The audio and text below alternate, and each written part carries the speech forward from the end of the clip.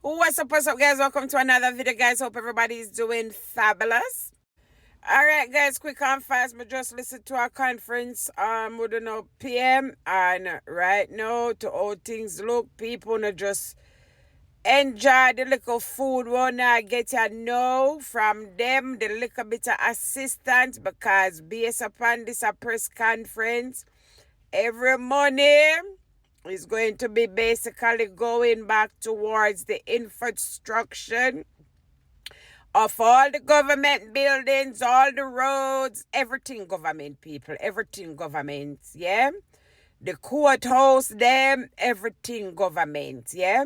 So, family members that can assist on a family, please may I beg you help as much as you can. Nobody stress out on yourself. Them say one cocoa full basket. If we can't cover the whole house, we cover one part and we go and live in it until things get back up. You can't help on yourself. The farmers, them, me know say rough, it gonna take some time for no get back on no foot, but we're gonna trust God. We're gonna trust God, yeah. But guys, look like I guess a few people might get help, but I know not a lot is going to get help to how me see it right now, because right now Prime Minister same want at least the damages. This not include people house. This is just the damages were done to the building them and the road.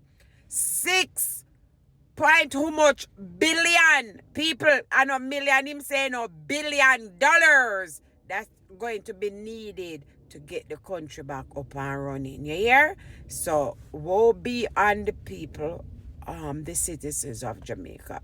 We have to go get help elsewhere. We don't listen to no PM. Based on benchmarks from comparable regional disasters, physical damage to housing, commercial buildings, roads, electricity, water, and telecommunications infrastructure is estimated between 6 to 7 billion US dollars, equivalent to roughly 28 to 32% of last year's GDP, last fiscal year's GDP.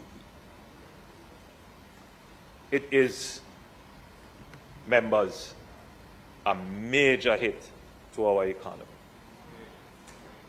And I want the country to appreciate that we have never had a disaster of this magnitude with this economic footprint in terms of the impact. Not Gilbert, not Ivan, all of those were relatively small to our GDP. To lose 30% of your GDP is significant. So, still preliminary. I believe it is conservative based upon the damage that we have assessed, but the relevant public agencies are doing their assessment in addition to what they have to collate from the private sector. And so I would say in another few weeks we should have what the real figure is, but we can use this as a benchmark based upon what other countries would have been impacted and what we have observed and what has happened to us here in Jamaica with a Category 5 hurricane. We anticipate a temporary slowdown in economic activity, particularly in the most affected parishes. Agricultural output will decline in the short term as farmers replant and livestock operations recover.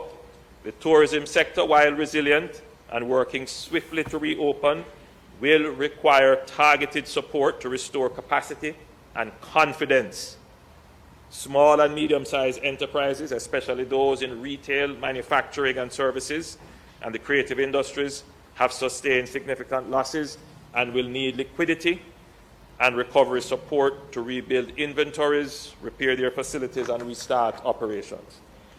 At the same time, supply chains for food, construction materials, and consumer goods are being actively restored, though some market disruption may occur in the immediate weeks ahead. A very preliminary estimate suggests that short-term economic output could decline by 8 to 13%.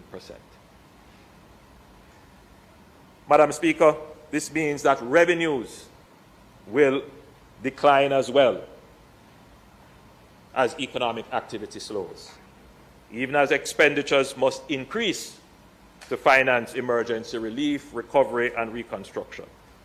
This will place pressure on our fiscal targets. Pressure is a euphemism.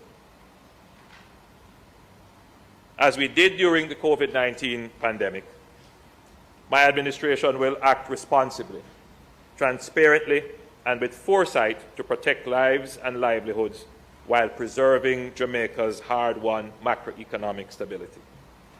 In this regard, it will become necessary to activate the lawful provisions under Section 48C of the Financial Administration and Audit Act, which allows for the temporary suspension of the fiscal rules in certain circumstances of national emergency or extraordinary economic disruption. We anticipate a rise in the debt-to-GDP ratio in the short to medium term as resources are channeled